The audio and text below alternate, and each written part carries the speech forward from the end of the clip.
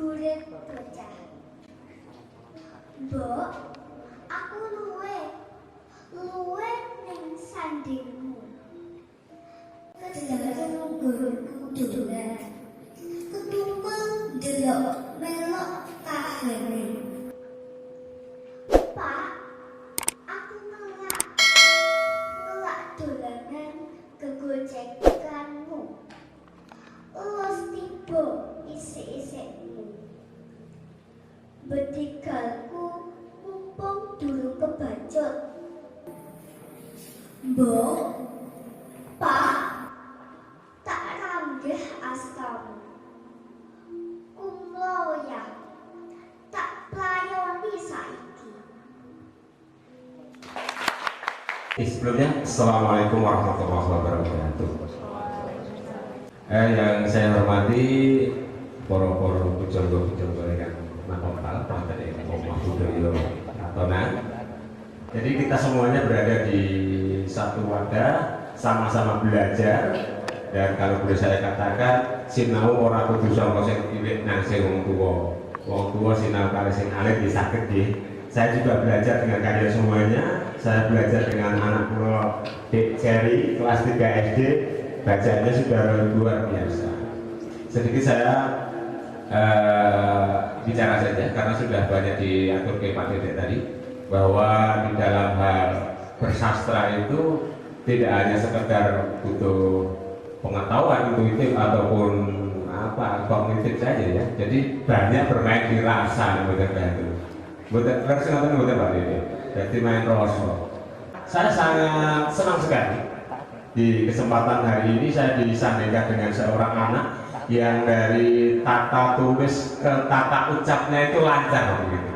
Sementara di luar sana panjenengan bisa meresani generasi-generasi sekarang itu dari tata tulis ke tata ucap saja sudah gak karuan.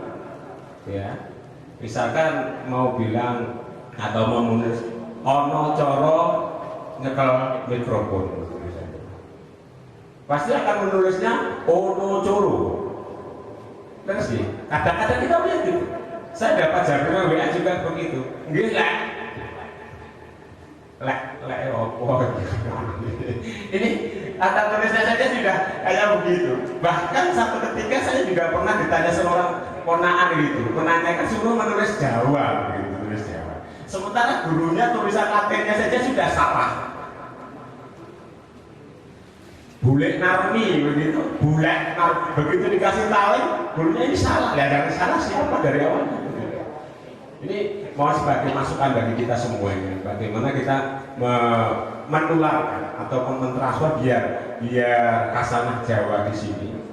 Utamanya kayaknya tadi banyak ya judulnya saja sudah keguritan, berarti kasanahnya Jawa bukan bahasa Indonesia lagi. Jadi ini saya ceritakan bahwa anak-anak sekarang itu sebenarnya rindu kepada orang tuanya biar mengajarkan tata krama, budaya, bahkan yang kesehariannya itu harus dimiliki, khususnya yang ada di Jawa ya, karena bahasa ibunya. Makanya dikatakan di sini bahwa aku luwe. Kalau disandingkan dengan yang diatur ke Pak Dedek bahwa luwe ini tadi kiasan juga bukan hanya sekedar isi perut gitu kan. Kita lapar di apa begitu. Luwe neng sandingmu. Coba panjenengan tersani. Pagi orang tua sudah keluar rumah. Pulang anaknya sudah tidur. Apa dia bersanding dengan orang tuanya? Dia rindu untuk dipopok, dilus-lus gitu ya. Seperti luwe nek sandingmu kedrarung buat kudulan ketungkul delok melokin kahanan. Dia keluar disajikan dengan berbagai macam aktivitas yang kadang-kadang tidak menuntut mereka dalam budi pekerti kembali. Dia rindu kepada ayahnya. Pak, aku ngelak. Sama ini. Dia haus kasih sayang tentunya begitu. Ngelak dolanan kegojekan.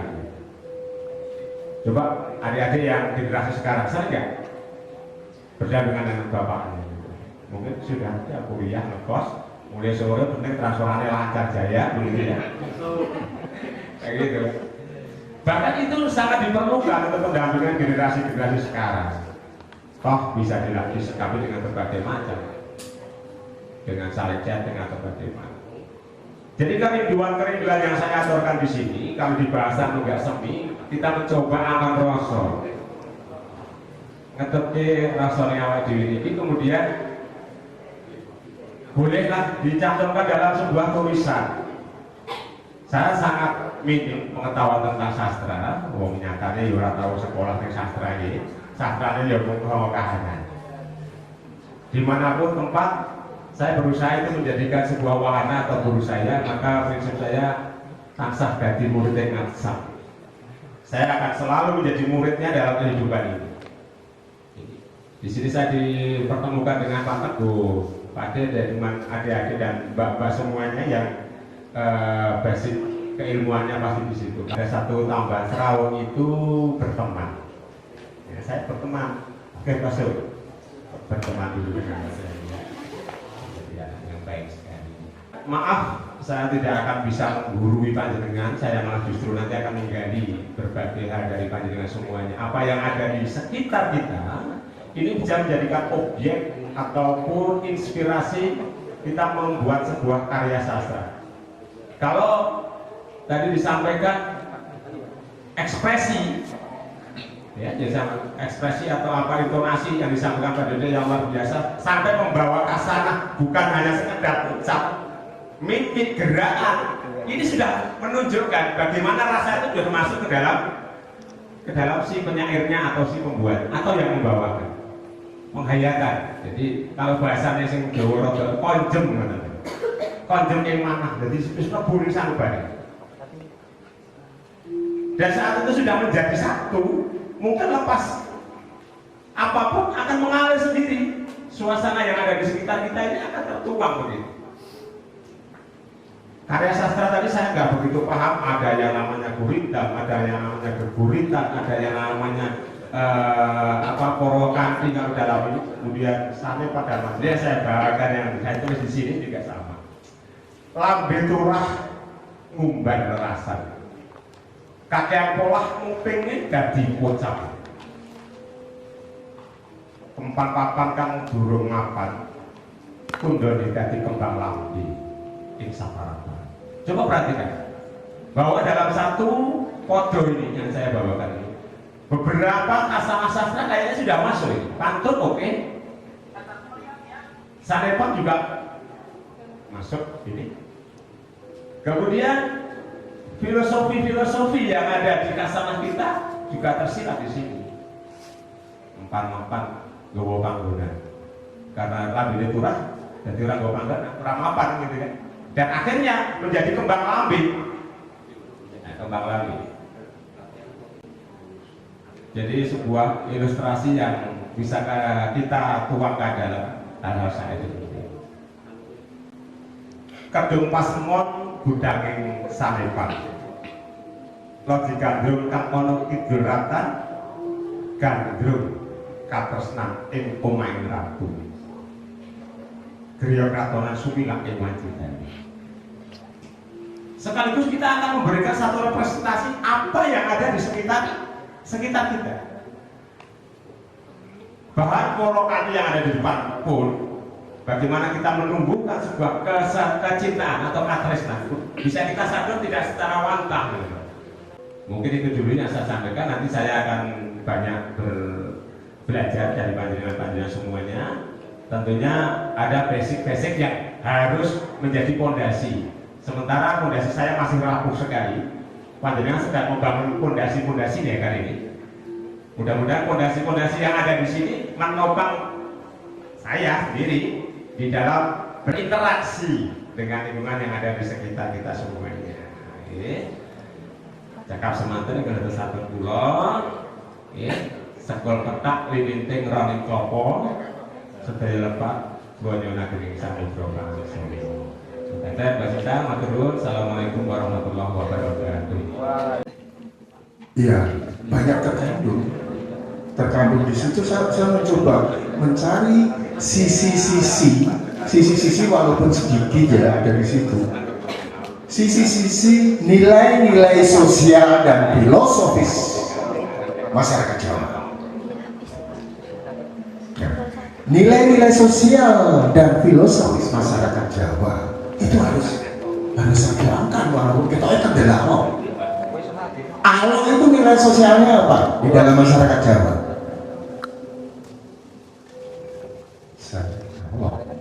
Itu ngelok dalam nilai sosialnya apa?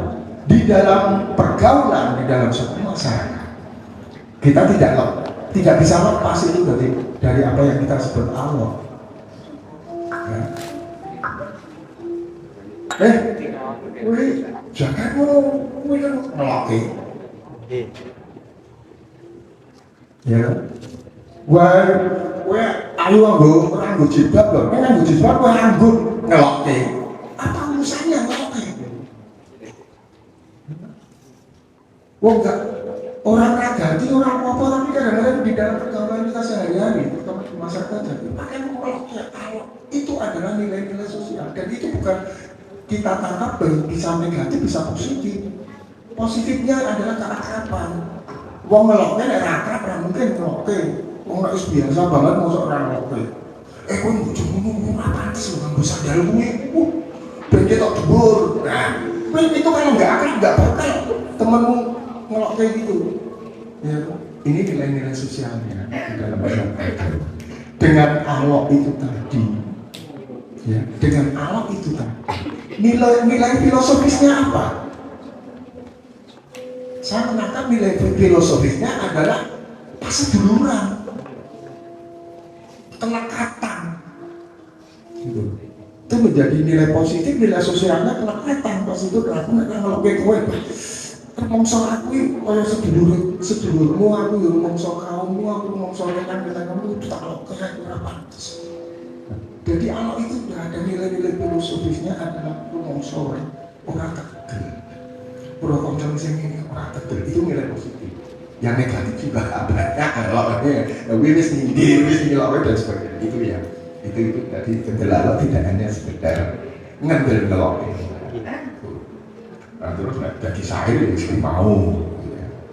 Terus ada lagi mencoba dari hal-hal yang sebenarnya biasa. Ini satu saya mencoba satu ending, suatu closing daripada satu bait podo dalam keguritan. Podo itu baris-baris. Mencoba mulane podo menanteng podo menengo, ojo mungkin delano, anteng menek malah manis. Suatu sarkas, suatu sindiran. Sarkasme, ya. Karena apapun manusia itu harus dituntut loh, dituntut tanggung jawab loh. Kowe muni apa kowe kudu tanggung jawab loh. Kowe kalau kowe kudu tanggung jawab loh, kan gitu kan. Nek iso ngelok kowe seneng bae, malah manis ngomong. Nah, ada semacam ini juga saya mencoba ngomong bahwa di dalam mengamati sesuatu atau nyawang kahanan bahasa Jawa ya, nyawang kahanan ya kita harus punya pertimbangan kadang nyawang kahanan orang atau bah surah benak ini gosip orang benaknya apa kowe bisa solusi kok bisa ngarani ra enak kamu punya pendapat, kamu punya alternatif supaya enak menurut kamu kadang-kadang blank orang kalau ketok ra enak pulau menang wae manis gitu. Nah jadi kita dijam tapi ini kan kalau kita sudah mencoba untuk mengoperasikan jadi pasti saya nggak ngarani ada jelek atau bagus enggak dan karena ini ada suatu tes case yang kita bersama dan suka bersama menghadapi suatu karya bisa seperti Jawa seperti atau bebas hati tadi Jawa atau Indonesia pertama kita harus akrab dulu itu tadi ya akrab menerapkan alam bosok kemudian kita ini lazim dipakai di satu kasanah lomba pembacaan puisi, pembacaan keguritan apa. Ini selalu 3 poin penting ini selalu dipakai oleh para dewan juri. Ya, teknik vokal itu mesti. Teknik vokal itu kan banyak sekali. Ada irama, ada diksi, itu ada pernafasan dan juga. Tapi juga teknik vokal itu mencakup dengan irama, itu di rendah, lantang dan sebagainya. Itu udah ditonton bang. Ngomong dewe direkam dewe lambir turah samudra ora lumrah dilumrahake omongan siji lan sijine diolah digoreng dibumboni nyewa dengan ngalor idul kita mulai nganti ora juntrung parane itu mau enak banget. Tapi kalau diekspresikan dia bisa mau ekspresikan kamu sebagai untuk memasuki karakter. Nah jadi terus oh ini aku harus ngerasanya wong sing berani nyinyir. Oke, nah ini udah bilang ekspresi itu kalau boleh sinis mungkin lampir tuh lainnya sarwong belah ora lumrahake ngomong siji lan sijine diolah digoreng dibumboni ngiwon ngalor ngidul ngetan bulan nganti ora juntrung parane omongan kang cimawesake wis mambu metafor ya semu dalam bahasa omongan mampu apa kan bukan dia mampu di Jawa koyok sego wedang satu contoh dari semiotikanya mampu dipayoknya sego wedang ini pertimbangan sastra pertimbangan metafor tidak ada sekali dan tertulis itu loh ya kan orang becek di rumah oke ya wis barang udah basi lah apa yang lu omongin udah basi tuh Betawi enak banget gitu kan. Udah basi lu bicara apa? Keadilan basi lu. Nah, kan kalau bahasa Betawi lu kan bahasa Jawa mau ini boleh enggak. Kayak enak lu kumpul. Telat. Kok ngomong kayak ngomong kan bisa. Banyak sih. Itu dan sebagainya itu satu sampel bagaimana karya sastra terutama gugatan yang bisa dibaca sebagai narration mungkin tidak hanya ligging ya tidak hanya duduk ya, mau lomba puisi itu apa kita disediakan meja enggak bebas untuk mengekspresikan ini ada satu gesture action karena ini akan menggambarkan satu semiotika lagi kutub manggung iso hubungan suara bisa dipercaya menyanyi parane. Jadi bahwa slogan ibaratnya slogan yang kamu pamerkan itu udah tahu lah kamu mau kemana. Oh kan dalam masalah rayu-rayu ini udah jadi ocehan kamu untuk panggung susah dipedang. Saya sambungkan dengan tadi sego wadang. Oke itu dulu ya. Nah Mas Hadi dan Mas Babi yang nambahin. Iya Pak Teton itu dulu. Selamat malam Bapak, Ibu, Mas, Mbak, adik-adik. Perkenalkan saya Babi, panggil saya Babi. Saya di sini karena dipanggil Mas Lura ya tadi ya. Gimana ya Mas ya? Mau ini apa ngomong ini gongsido Mas. Soalnya nenggon buku antologi cerita lokasi yang kedua ini ada juga gerutannya Mas Ulo di tahun 1952.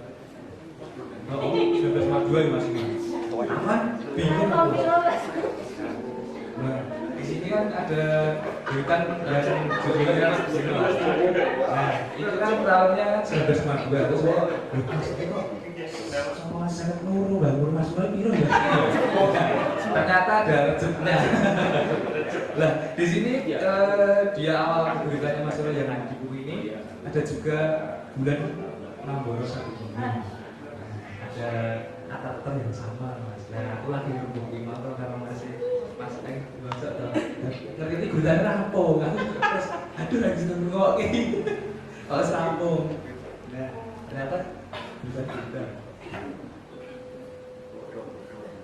Nah, di sini kan judulnya bulan panggah Namboro ing saben paring padan marang saben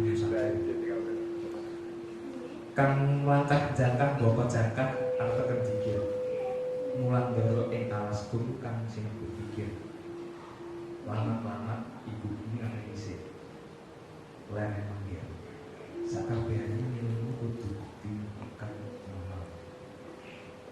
Nah, aku nek nyandai Mas, aku kan gak wani nyandai. Kan aku cuman di pemerintah. Nah, saya kalau nangkep gegutan dari Mas Ulo ini cukup dengan satu kata sih. Nanti selanjutnya itu bisa dijelaskan oleh Mas Ulo sendiri. Karena nanti juga iso Mas mungkin ini dari saya ya. Kalau nangkep ini bulan itu adalah laku.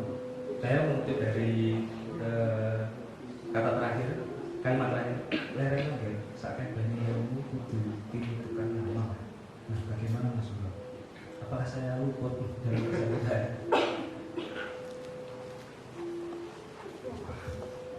Tadi seperti yang dikatakan Pak Rahman,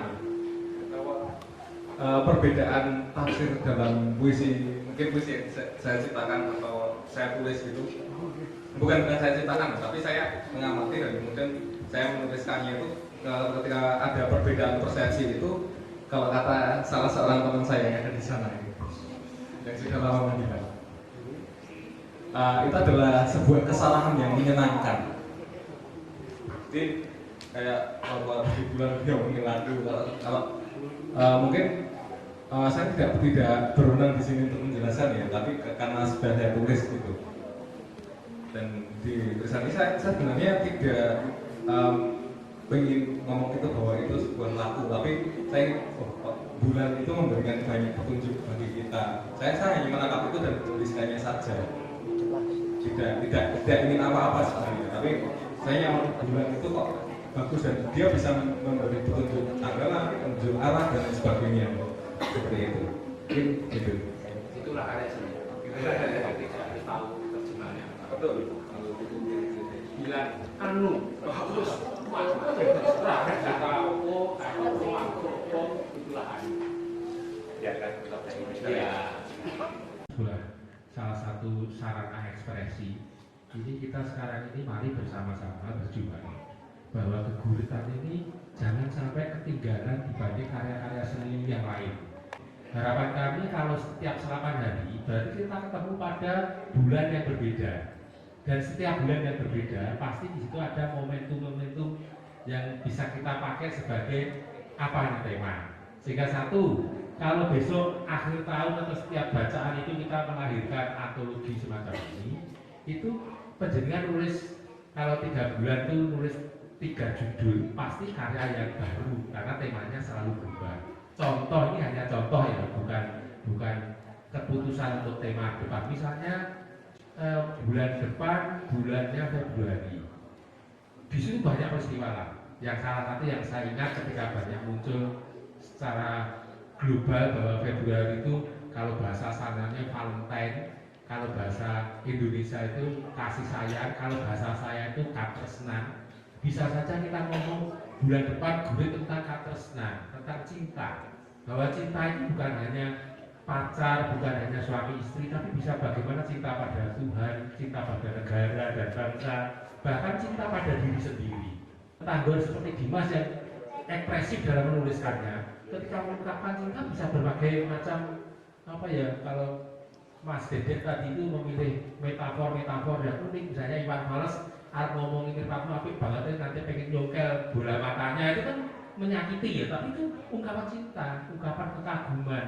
Nah, ruang ekspresi sudah sampai ke sana. Jadi bapaknya berdua kan bilang kalau misalkan karya sastra itu tidak harus tahu artinya, karena biar jadi misteri.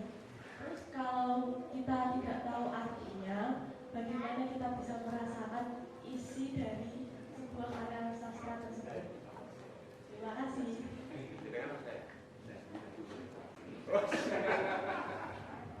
Terima kasih. Ini saya mencoba, karena saya itu latar belakang saya itu keseniannya bukan sastra. Coba saya analogikan melalui pengalaman saya sebagai pekerja seni. Kebetulan latar belakang saya pelukis, dan di dunia seni rupa itu ruang ekspresi begitu kelihatan sekali. Saya mengekspresikan tentang kebahagiaan saya bisa melalui simbol-simbol warna-warni yang bercermin boleh. Dan setiap orang mungkin orang iso ngerti karepku tapi iso ngrasake. Nah, tapi untuk keguritan memang agak lebih sulit dibanding seni rupa. Karena apa? Karena keguritan itu ruang ekspresinya berupa kata-kata yang maknanya jelas, artinya jelas, sehingga ini yo, orang-orang wantah gitu. Kadang-kadang ingin membalut karya itu dengan keindahan yang kalau istilah Jawanya nganggo sanggit-sanggit sing rada didelik-delike kok piye gitu. Tapi dalam keguritan memang agak sulit. Tapi kalau penjaringan tadi ketika tentang tidak harus tahu, artinya pasti harus tahu dong. Tapi tahu itu kan sifatnya kalau bicara sebuah karya seni kan sangat subjektif ya. Jadi mungkin istilah yang saya pilih sebagai seorang seniman, seorang sastrawan, istilah yang saya pilih itu tentunya yang membuat saya ini betul-betul pas dengan pilihan kata itu. Pihak lain akan menginterpretasi yang berbeda. Jadi kalau saya bilang tadi, wah anu, pilihan saya kan anu, karena apa? Saya ingin setiap orang menerjemahkan masing-masing kata anu tadi, misalnya seperti itu. Tapi ini salah satu ya, tapi salah banyaknya saya kira akan banyak hal yang bisa dipakai contoh. Tapi menurut saya ruang karya seni sebagai media ekspresi itu sifatnya mutlak, karena bagaimana karya itu bisa lahir bagus ketika kejujuran dalam diri si pengarang itu menjadi satu hal yang nomor satu. Saya kira demikian. Kalau Pak Ratman mungkin bisa menjawab. Iya. Nah, kalau badhe matur buat jawaban ya. Kalau jawaban itu wajib ya. Karena katanya sendiri tidak jadi misteri, biar saja begitu. Ngeten Mbak, nyuwun sewu Mbak Sinten Mas Mane? Mbak Ocha. Mbak Ocha. Mas Yotam yang WA betul? Misalkan gojekan saya ini tadi ada sebuah rasa yang dengan rasakan kan? Ini WA-nya betul? Misalnya kan? Ini artinya kita tidak harus paham kan? Makanya pada Google itu juga kita sadarkan dengan rasa. Bahasa kita yang sangat melekat di dunia seni itu angon rasa. Jadi kita mengerti. Baru saja saya bilang kayak gitu. Misalkan saja ada suara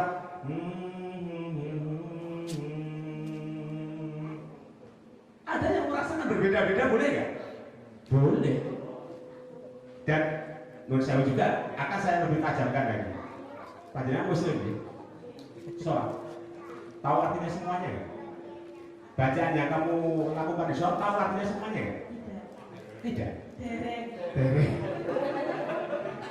Tapi Anda panjenengan merasakan nggak? Merasakan. Seperti apa rasanya? Tenang. Nah, itu saja cara sederhananya. Kita tidak harus tahu paham artinya. Kalau panjenengan sudah menjadi rutinitas merasuk ke dalam kalbu kita. Bahkan sesuatu aktivitas bukan hanya seperti itu. Saya itu asik, saya bisa merasakan bangun pagi, tidak tidur lagi, cekal sapu, nyapu. Tapi saya nikmat itu rasanya, saya nikmati begitu. Pagi tidur lagi ada yang hilang, kenapa saya tidak melakukan yang saya lakukan? Biasanya, kebiasaan, habit itu tadi. Maka guret pun kan menjadi seperti itu, atau seni yang lain. Kalau Pak Didi tadi menyatakan bagaimana suatu ketika gurit bisa bersanding dengan sastra atau seni-seni yang lain. Itu bisa sangat mungkin sekali begitu. Karena sudah tidak dibatasi sebuah aturan-aturan yang baku, panjenengan bisa berekspresi. Barusan tadi saya dengar wong miso oleh kok asu kabeh. Ya tergantung rasanya kan. Kalau ini jenengan tangkep, saya mungkin jenengan balas sama ini yang ada itu. Tapi karena jenengan merasakan ini sebuah katresnan, bagaimana kita menemukan satu cinta ini. Dan cinta boleh panjenengan artikan itu sebuah kata sifat atau satu kata benda. Ya mungkin akan melebar banyak sekali. Yang penting nikmati rasa hati kita itu merasa senang, itulah seni. Mungkin itu dulu saja ya. Mungkin ada yang kurang puas, memang bukan barang puas ya. Mohon maaf. Ya. Oke. Ada yang lupa Mbak, mungkin yang kuncinya ya, ini masalah saya barangkali yang lain akan bisa nambahkan. Kalau kita menikmati karya, menikmati keguritan, itu seperti halnya menikmati musik, menikmati lukisan, itu kadang-kadang kita nggak ngerti artinya, nggak apa-apa, kita menikmati. Tapi kalau berkarya, Anda menulis keguritan, ya harus paham apa yang Anda tulis sendiri. Perkara nanti yang membaca itu nggak paham, nggak apa-apa. Itu loh maksudnya seperti itu maksudnya. Bukan yang nulis nggak paham, tetap nulis ya, baliknya gitu. Saya kira begini. Assalamualaikum warahmatullahi wabarakatuh. Izin perkenalkan dari suku Harjo, Parangjoro tepatnya itu di komunitas Singgah sendiri. Di sini keluar itu cuma sopir ya. Saya campur ya bahasa Indonesia karena ini teman-teman. Saya sopir di sini dengan Pak Repto sama Presiden Keguritan nggak seni. Nah ini Pak Rahman. Kalau nggak di sini juga ada Abdul kayaknya. Bahwa saran-saran ini sebenarnya curhat yang diliterasikan. Terus satu hal, saya ingin tanya itu, apakah untuk senang itu harus paham? Pertanyaan saya seperti itu. Karena nyuwun sewu, untuk sastra ataupun untuk bahasa Jawa itu kebetulan saya sendiri juga tidak begitu memahami seperti senior-senior ataupun teman-teman yang disiplin ilmunya tentang sastra Jawa. Cuman karena di Nggak Semi itu sifatnya punya apa ditempel ya, bisanya apa itu pokoknya diaplikasikan. Akhirnya semen saya tentang bahasa Jawa itu lebih besar daripada tingkat memahami. Nah ini buat Google wajib dari daunnya Mbak Sita. Ini ada curhatan yang nanti sama beliau ini kemudian saya Pak Repto itu nanti bisa mengaturkan. Saya kira nggak bakal kacamata ya. Bismillahirrahmanirrahim. Assalamualaikum warahmatullahi wabarakatuh. Jadi sebelumnya kami ucapkan selamat malam atau sugeng dalu pada rekan-rekan semuanya, pada Bisandro asal sastra di rumah budaya Kratonan Solo. Ya di sini saya akan membawakan satu keguritan yang mana diambil atau digurit dari Bapak Adi Medwis atau Nggak Semi. Santen dudu irining tirta, ananging pawana warta jan kebangetan ora ana saringan. Kabeh disuntak kaya dene buang, lamun sira kalewat waspada, lapi obah raga jumawa. Kencana katon wingko blas ora ana siji-sijiya sing cetha. Katut dayane nafsu bisa rumangsa dadi rumangsa bisa. Lincak lumuh wekasane siji elok, loro elok, telu banjur katut melu. Pitiwanci kersane dumadi lungguh lincak mung tela telo lambe kaku ati beku suku dadi telu banggamu endi mung nilas salu kabeh iso malih ndango semeleh derajat kapaman ora kudu telak digelar ombo lawange tobat gurit kaanggit dening hati medis nunggak seni matur nuwun menawi kritikan saking rencang-rencang kula aturke Mas Adi ingkang gurit kula namung Mas Hakiri namung maos monggo Mas Adi. Matur nuwun Mas Seto. Inggih kita sampun kewajiban kita sampun nggih. Terus dalam rangka itu tadi saya menggarisbawahi mungkin untuk menyemangati diri saya sendiri untuk tetap belajar bahwasanya saya sendiri itu senang sekali dengan bahasa Jawa walaupun secara panjang perjalanan justru saya seperti yang diceritakan sama Mbak Cita dari pelayaran itu dari usia 20 itu hingga puluhan tahun bukan di rumahnya sendiri, tidak di negaranya sendiri, tapi senang sekali dengan bahasa Jawa karena hiburan satu-satunya waktu yang merantau di luar itu ternyata tetap bahasa kita bahasa Jawa. Nah, dengan adanya senang tapi tidak memahami di sini saya sendiri derek sinau, derek belajar, mudah-mudahan function atau seperti jabatan sebagai sopir, mudah-mudahan suatu ketika nugas semi yang ada di Paranggoro itu bisa diampiri karya Mas Teguh, Pak Dede, Mbak Sita dan lain-lain. Kita juga welcome untuk diberkahi di sana. Mudah-mudahan ini jadi perdana ya, ini Mbak Sita ya, perdana keguritan. Dan kami berharap sekali di flyernya tadi ada tulisan keguritan Gupala dan Nunggak Semi. Nah, Nunggak Semi sangat kami berharap. Nunggak Semi itu ada saya sebagai sopirnya dan Bu Indri itu. Nah ini kok pegang kamera itu juga itu ibunya Nunggak Semi. Dan kemudian ada Presiden keguritan ini Mas Ratman dan Mas Seto itu biasanya kalau tidak nyanyi, nembang, bohong, cerita.